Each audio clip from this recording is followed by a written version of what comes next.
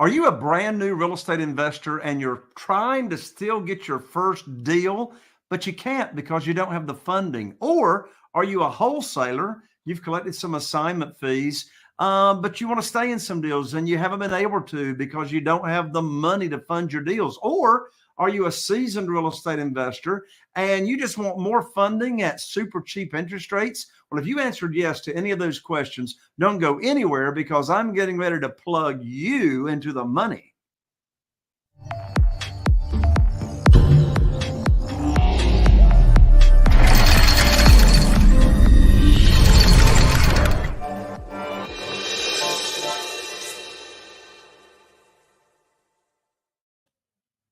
Well, welcome to another episode of the Private Money Academy podcast, Real Estate Investing with Jay Conner.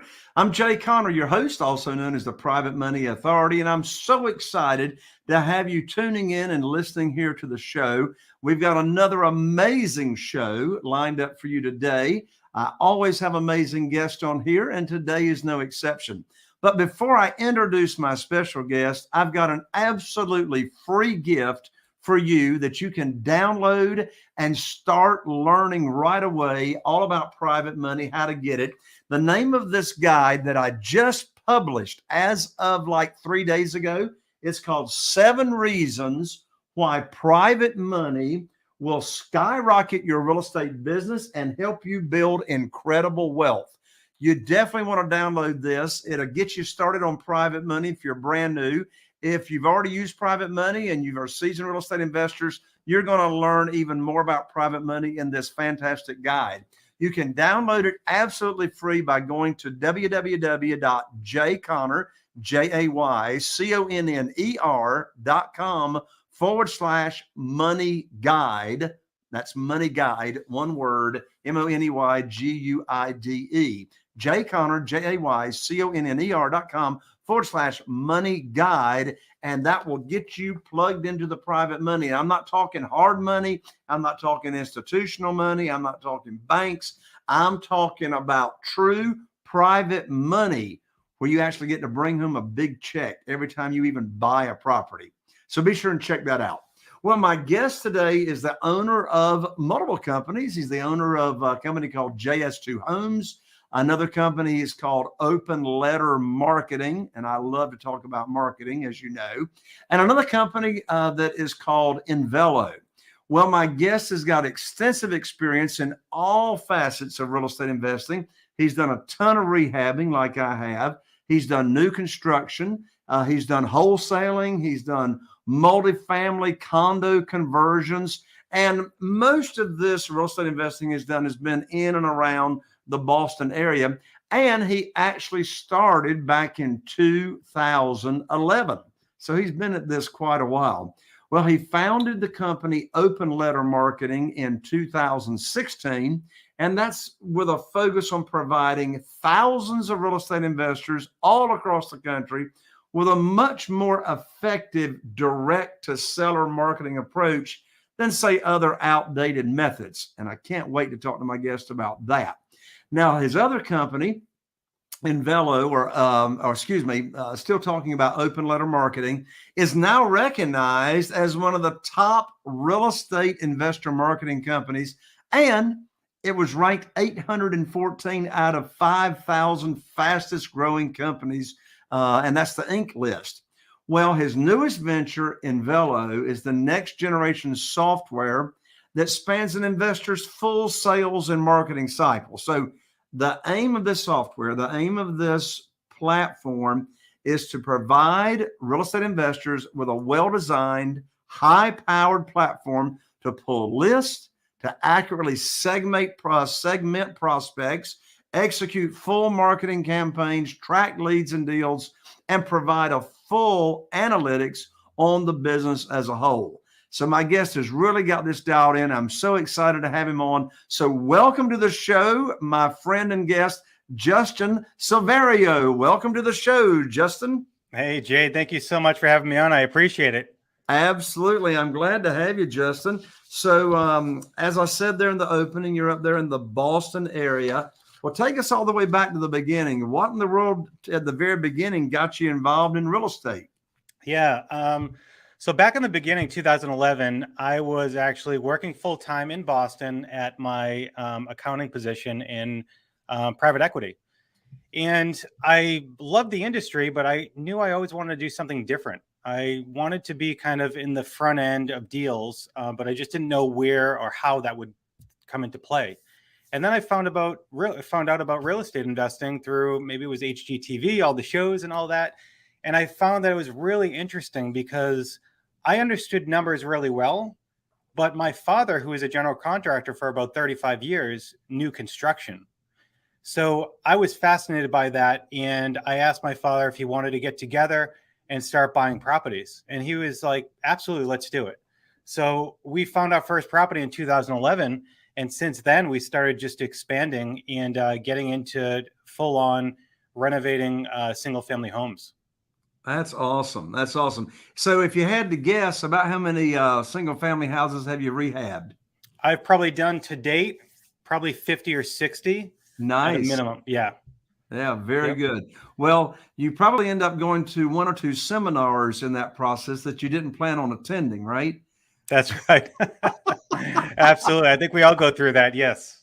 Absolutely, absolutely. So you've been doing this, for quite a while, and one thing that you're really good at, really is perfect timing for this show. The most challenging thing that I hear from other real estate investors these days is the challenge in finding Hmm. deals. The challenge Absolutely. finding deals. There's no deals to speak of in the multiple listing service because there's no inventory. Hmm. Bank-owned properties, REOs, I foresee them starting to open up this year, but they really haven't started to open up that much. So, like myself, like the majority of the deals that I'm buying are off market. They're not in the multiple listing service. We're buying them straight, most of them straight from the owners of the Hmm. properties. So let's dive into that subject. What is your favorite and best ways for finding deals today that's working in today's market? So I've always been a firm believer, even from the very beginning. Just stepping back, like even in 2011, deals were much easier to come by than they are today. And a lot of people back then relied on the MLS, relied on other real estate agents or wholesalers. But I knew that to create a successful business, I needed to be in charge of my deal flow. So I wanted to have full control over that. And I knew the right way to do that was going direct to seller, as you just mentioned. So through that time, I always focused on direct mail. That was always my original form of marketing. And to date, that's how I'm still getting most all of my deals is through direct mail.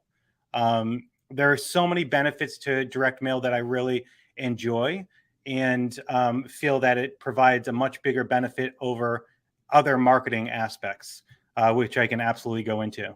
Yeah, well, let's go into that. What are the benefits that direct mail has that some other marketing strategies don't? Yeah, so especially in today's market with TCPA, one, you don't have any restrictions or regulations around that. I know text messaging, cold calling, ringless voicemail, they all right now are, looked upon through the industry, and their TCPA is really cracking down on your ability to do any of those forms. So direct mail one doesn't have any of those issues, so you don't have to deal with that. Number two, if you curate a list and you have the individuals, the sellers mailing address, when you send a mail piece, it is going to get to them. Whether or not they open, that's another question or different strategy that you have to go into. But you're directly getting access to them, where phone number and email, it could be the wrong information. The other thing is that direct mail is the only form of marketing that has staying power. It's a physical piece. And my most profitable deals come from people that have held on to my mail piece for months or even years, and they call me back. And when they call me back, literally within 5 or 10 seconds of them calling me and me asking them, when the last time I sent a mail piece was to them for, and why they're calling me now at this point, I understand their motivation because they're telling me why their time and circumstances changed, and now they're calling me back. Makes a lot of sense. So let's talk about the list. There's all kinds of Mhm. lists, different kinds of lists that a real estate investor can get. They can stack lists, Yep. stack different, motivations. So share with us, share with me and our listeners, what's your secret sauce on Yeah. lists? This is a very, very good topic, because I think a lot of investors don't spend a lot of time or focus on their list. They try to go into ListSource or whatever data provider that they can, pull a general list, and then start marketing to it. When in order to market properly and be very effective, you need to get really good and have a really good list. So from that point, I look at lists of there's two types of lists: general lists and niche lists. And general lists are the ones that absentee, equity, unknown equity, related party, like there's a lot of different types of lists, trust lists. So my objective and the way that I do things is I pull as many general lists and as many niche lists as I can and bring them together. And there's many different niche lists, and I'm happy to talk about those. But generally, I bring all of those lists together. I not only stack them, but I also look at how many lists or which records are on multiple lists and which lists are they on.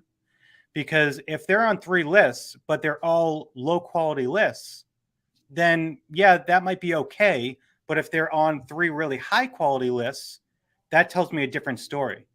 So what I do is I analyze how many lists that they're on and which type of lists that they are on. And then I segment them into high, medium, and low quality prospects. And then from there, I have a strategy for each one of those segments on how I'm going to market to them. Because at the end of the day, you can still have a marketing budget, but how you allocate that budget to your different prospects is what's really going to increase your ROI on your marketing spend.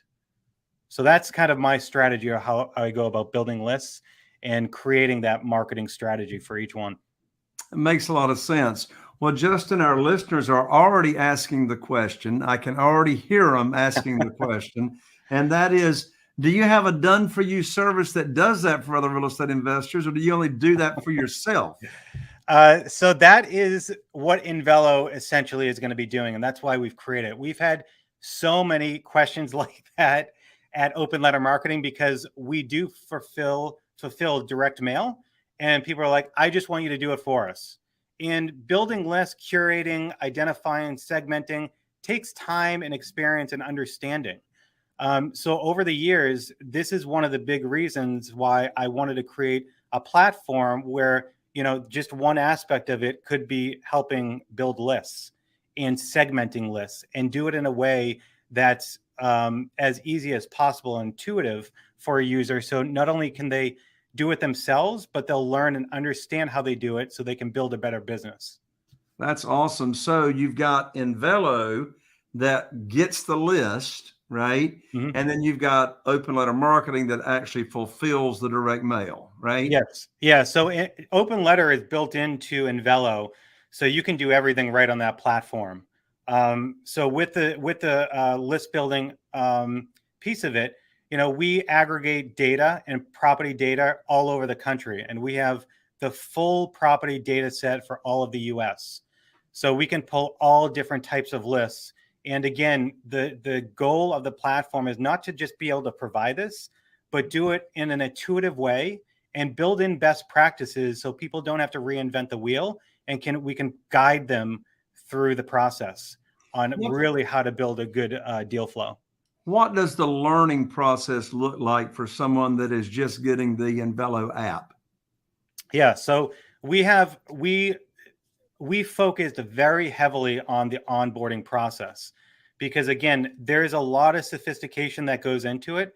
So we have done our best to absolutely remove that and do a step-by-step guided tour, so people can either import their own lists or build lists right inside the platform. So we do that in a way that it's only a few steps for them to actually build their own list, get it into their prospects database, and be segmenting. Gotcha. How often is the data updated? Daily. Daily. Every Gotcha. single day. We have information that gets into our database, every single day. So if there's a sale, if there's a new construction that it was land and now it's new construction, we get all that information aggregated daily.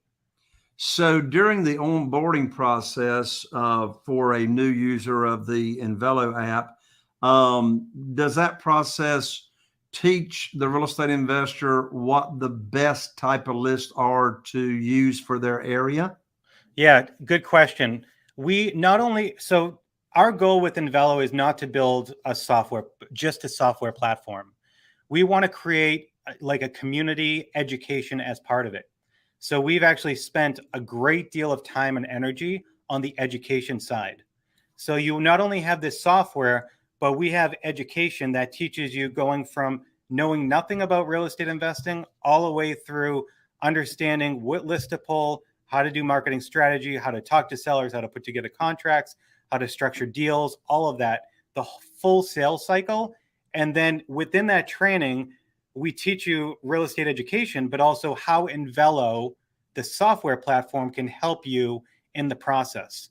So all of the lists, how you pull it, everything is provided in the education that you can utilize Invelo for. Gotcha. Is it like video tutorials? Yes, video tutorials. We have downloadable, links and resources, but we also pull in, experts in the industry to talk about other types of education, and they can learn from those people as well. Gotcha. From your experience, how often do you recommend mailing to the same list that you've pulled before you update the list? Yep, good question.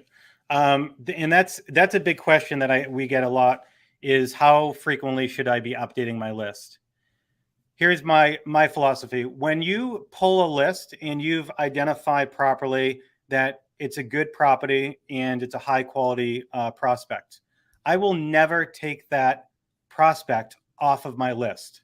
I will add to my list. I'll continue to add to my lists, but I'll never remove somebody unless they tell me they never want to receive anything from me again, or they sold their house. Those are the only two reasons why I would take them off my list. Otherwise, they'll get mail from me, or I'll start marketing to them for years and years.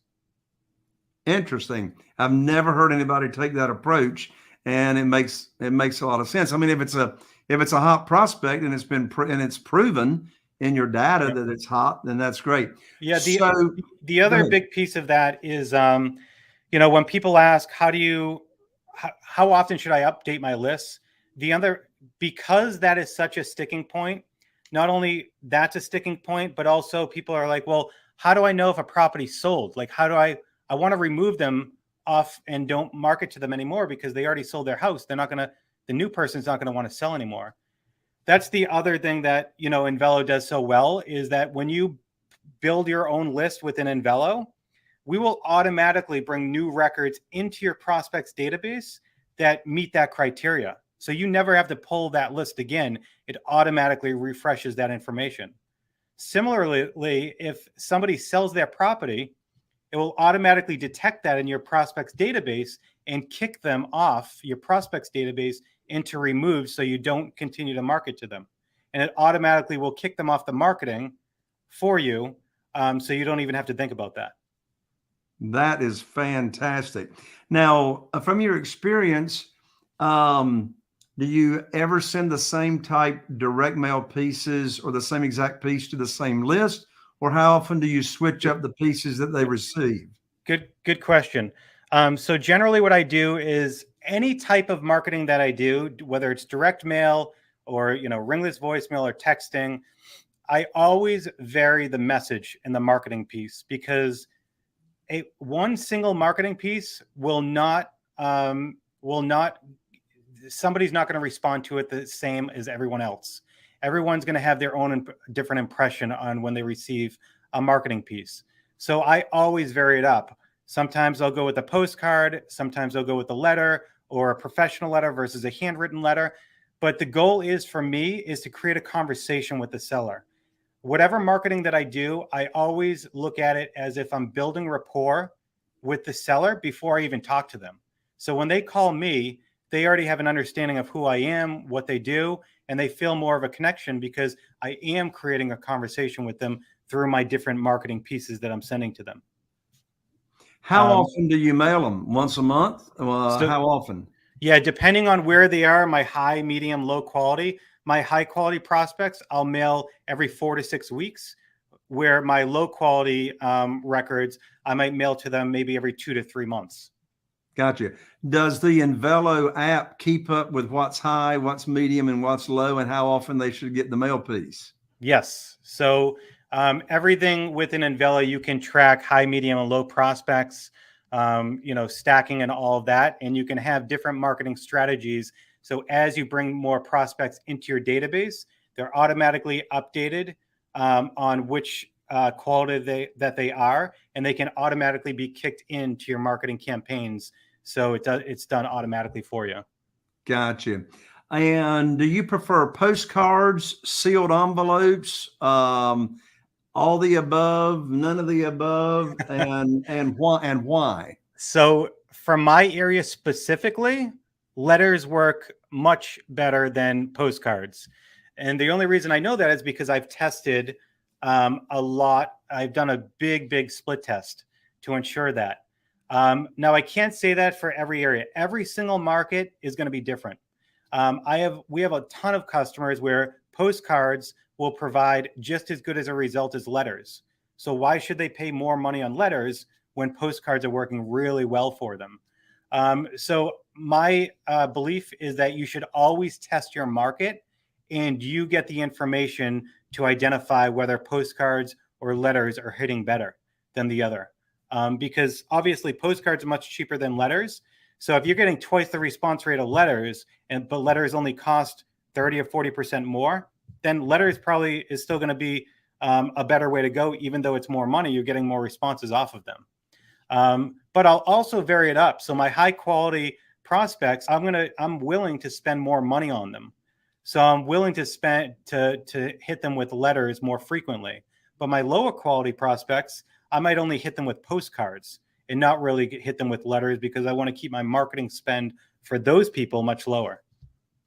So how would you define what does a high quality prospect look like, and what does a low quality prospect look like? So a low quality prospect would be somebody that maybe is just on one list, and maybe it's a general list, like an equity list. All that they, the prospect, the only reason they're on my prospect database is because they have equity in their property. There's no indication that they're motivated to sell. They just have equity in their house. So for me, that's a low quality prospect. Somebody that's a high quality prospect, they could still be on an equity list, in an absentee list, driving for dollars list, and maybe a tax lien list, right? The more lists that they're on, and not only that, the more niche lists like my tax lien list and my driving for dollars list, when they're on multiple niche lists, that's when I actually qualify them as a high quality prospect, because there's an indication that they either are motivated to sell or their property is in a condition that needs renovation. We know what driving for dollars is, but how does someone get on your driving for dollars list? So we drive around neighborhoods to look for properties that are run down. So okay, so that's you're creating your own list for that in your own area. Yeah. So the niche list, like tax liens, driving for dollars, fire damaged house, water shutoff list, all of those lists I look at as niche lists, because they're more specific, and generally it usually requires a little bit more time intensive to get those lists. Even for tax lien lists, I don't pull them right from a data aggregator. I'll actually go and email my my town department, treasury department, to ask them for their tax lien list, because it's the source data where you can get that information. So it's the best quality data. Doesn't cost any money. It does take some time to get it, and you have to scrub the list down and all that, but it's amazing information. Makes a lot of sense.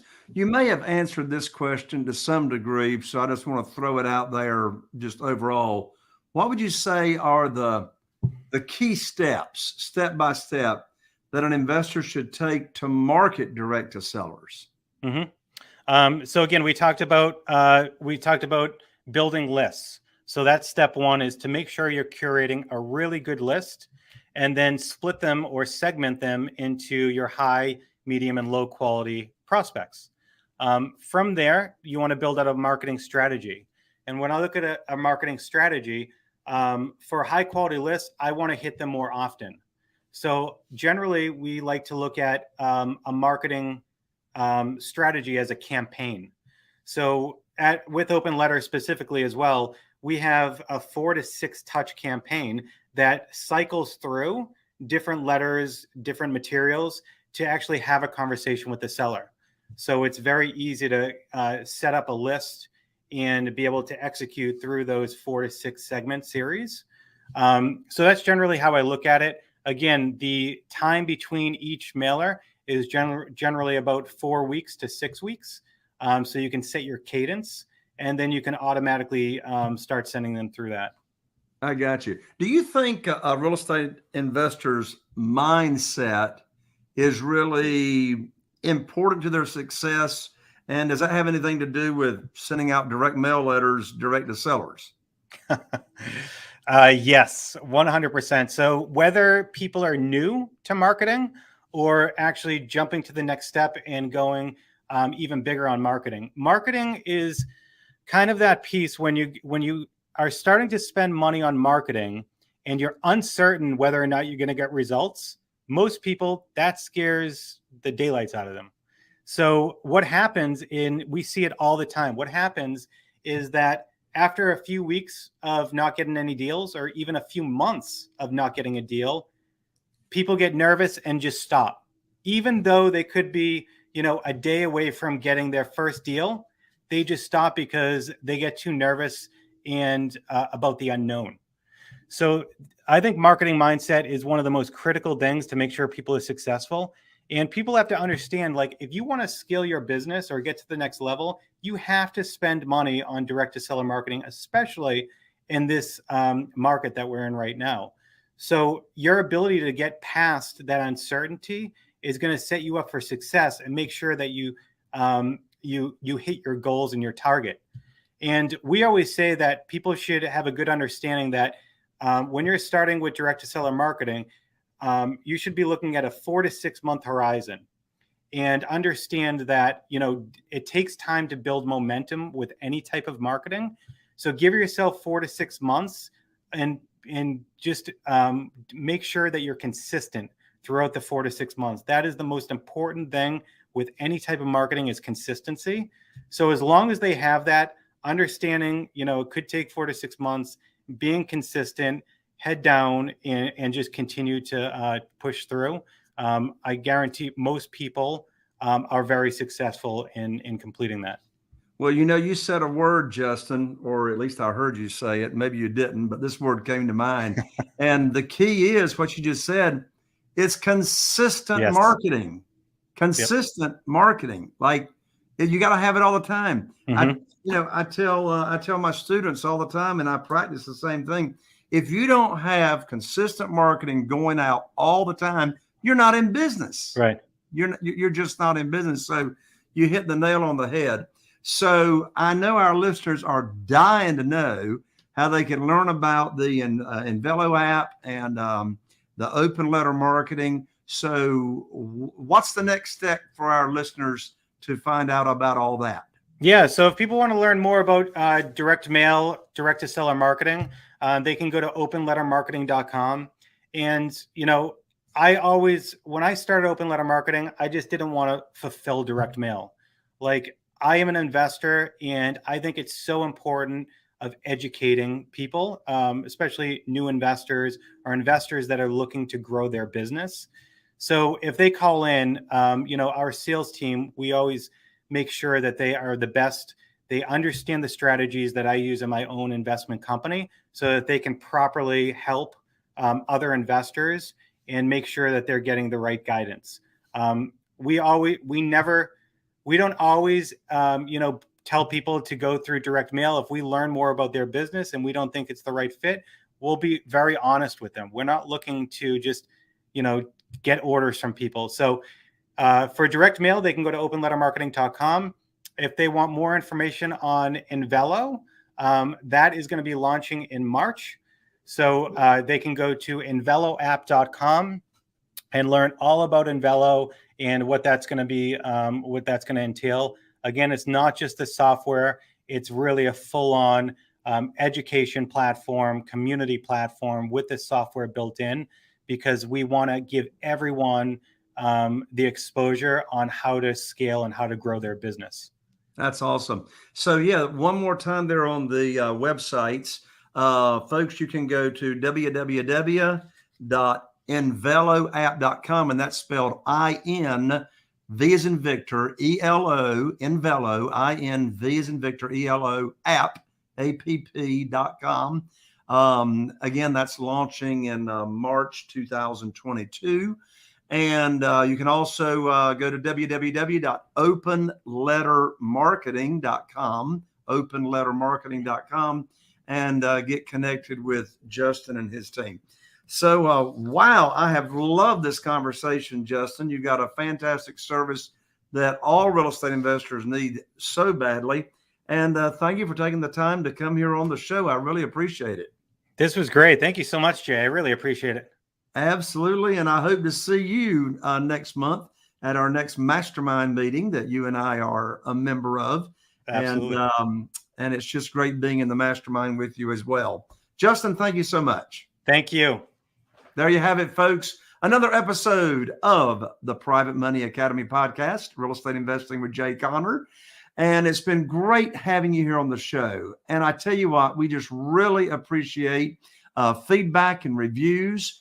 We really appreciate you subscribing, rating, reviewing us, giving us the 5-star reviews. Love that. Love you for that. And if you happen to be watching us on YouTube, be sure and tap that bell so you can be notified when we come back on with our other amazing guests that we'll have in the future.